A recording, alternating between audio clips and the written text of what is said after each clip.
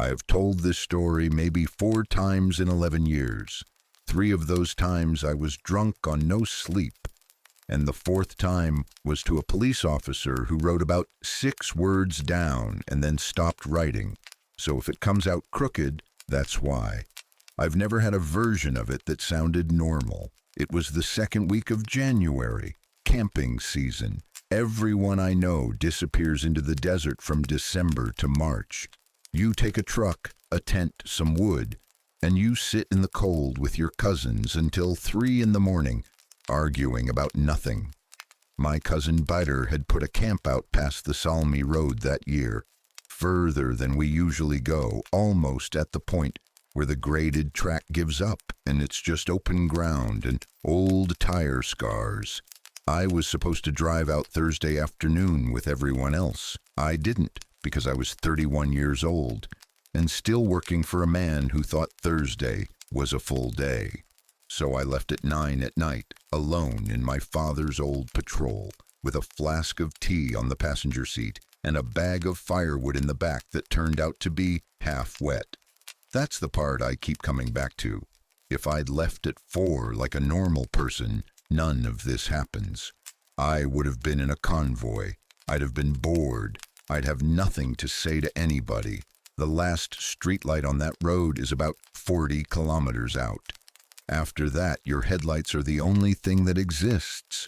You get this feeling, everyone who drives out there knows it, that you're not moving at all, that the truck is standing still, and someone is pulling the desert past you on a belt. I had the window cracked because I liked the cold. The radio was doing that thing where it drifts between 2 stations, a bit of Quran, a bit of Gulf pop, static in between. Bader sent me a voice note around 10. I still have it. He said, "Where are you, man? The fire's already dead. Bring wood, real wood, not that garbage from the co-op." I sent back, 20 minutes. I was wrong about that by roughly 9 hours. Here's how you get stuck in sand, if you've never done it. You don't slide, you don't spin, there's no drama, you just get slower and slower, and then the truck is sitting there at an angle it wasn't sitting at before, and the engine is fine, and the wheels are turning, and nothing is happening at all. I drifted off the packed track by maybe 2 meters. 2 meters. I did all the things. Let air out of the tires, dug with my hands, then with the flat of a jack. Put the floor mats under the rear wheels and watched them shoot out behind me like playing cards. I was sweating in a jacket in 4-degree weather, and somewhere in the middle of all that, a dust storm came in low from the west. The kind that doesn't announce itself, it just sort of arrives. And the air goes brown even at night, and your headlights turn into 2 solid poles of light standing in front of you. I got back in the truck. No signal. 1 bar that came and went like it was breathing. I sent the voice note anyway, the one that never delivered until the next afternoon. I said, "Bader, I'm stuck. I'm somewhere before the fork. I'll try again when the wind drops." I left the engine running for the heater. That detail matters later. I want to be honest about my state because everyone who's ever heard this story wants to know. I was tired.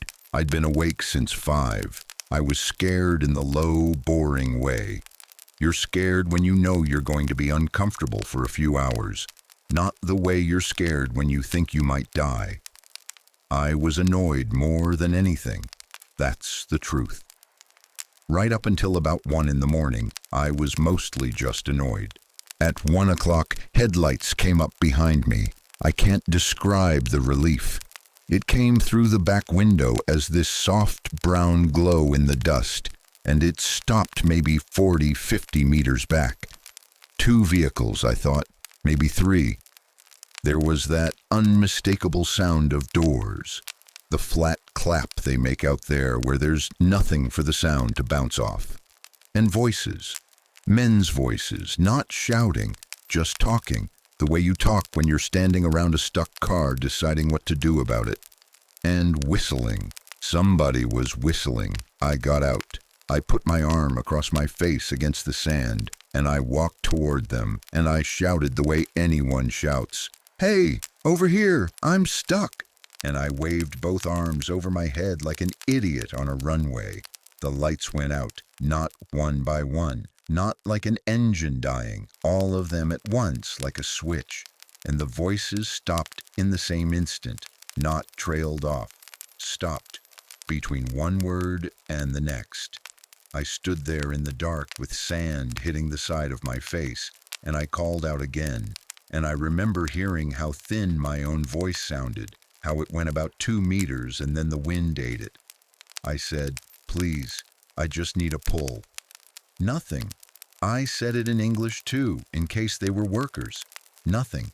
And then, from somewhere off to my right, not from where the lights had been, from somewhere much closer, a woman said something. One sentence, low, fast, the tone you use when you're telling a child to be quiet. There are no women out there at 1 a.m. in a sandstorm. There are no women standing in open desert 40 kilometers past the last light. And I want to be clear, because this is the part that people always try to fix for me.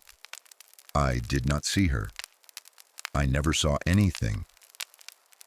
I heard a woman's voice at conversational volume from about 10 meters away in a place where nobody was standing.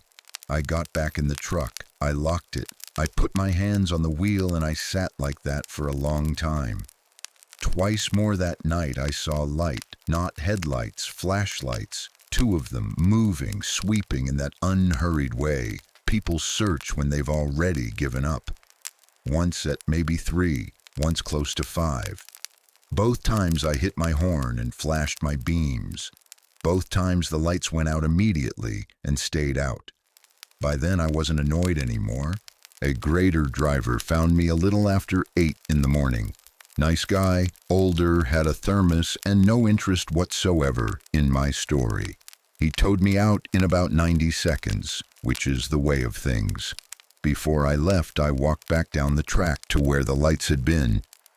I don't know why. I think I wanted to find nothing so I could stop thinking about it.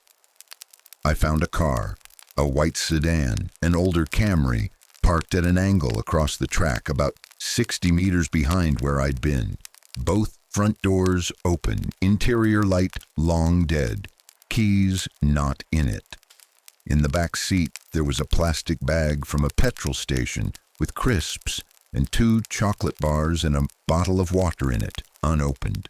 The fuel gauge, when I turned the key, read just under half a tank. The engine started on the first try. The car wasn't stuck. It wasn't damaged. It was just standing there with its doors open in the middle of the desert, and there were no footprints anywhere near it, because the storm had spent the entire night erasing the world. I called it in from the road when I got signal. They took my name and number. The officer asked me twice whether I'd seen anyone, and both times I said yes, and then heard myself explain what I'd actually seen, which was nothing. He was polite about it. He asked whether I'd been running the engine all night. I said yes. He said, "With the exhaust in the sand." That's how I learned about carbon monoxide. He explained it to me like a doctor explaining a diagnosis you should be grateful for. Bury a running exhaust, sit in a closed cabin, and the gas comes up through the floor. Confusion, headache, hallucinations. People hear voices, people hear music, singing, their own names. It happens all the time, he said, and he wasn't being cruel. He was throwing me a rope. I took it. For about 5 months, I took it. It's a good explanation. It explains the voices, the whistling, the woman. It explains everything except one thing, and we'll get to that. 5 men had gone missing that night. 20-somethings from Jara, 5 friends, 1 car. They'd gone to a match in the city. They'd stopped for petrol at 10:40, and then they'd driven west, out past the Salmi road, 40 kilometers past where any of them had any reason to be. They found 4 of them in June. There's an old oil company rest station out there from before the war. A metal cabin on blocks, 3 rooms, no power, the kind of place nobody's opened in 30 years. Some guys on quad bikes stopped to take pictures of it. It was 31 kilometers from the car. That's the number that broke everyone. 31 kilometers on foot in the dark, in a sandstorm, away from a road, away from a working car with half a tank of fuel and food in the back seat. Inside the cabin there were tinned goods on a shelf, and paraffin in a lamp and matches in a drawer. The tins had never been opened. The lamp had never been lit.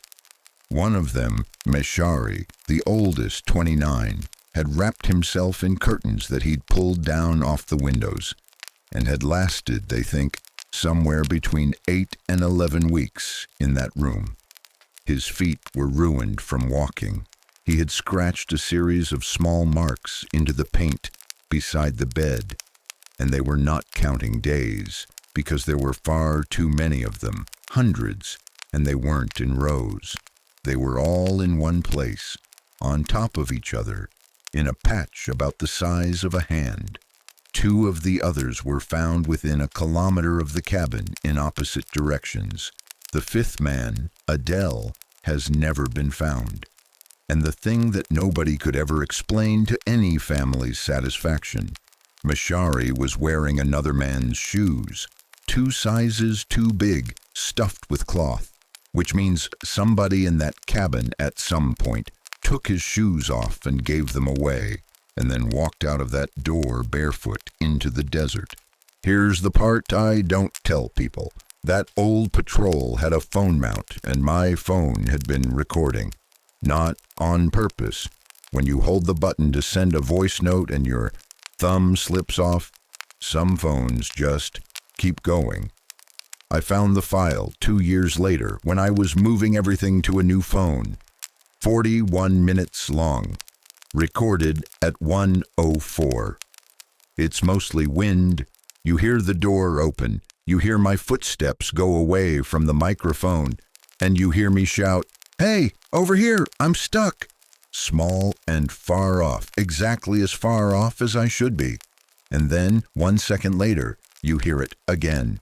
Same words, same voice, my voice, but close, right against the microphone, inside the truck, in the seat I had just gotten out of.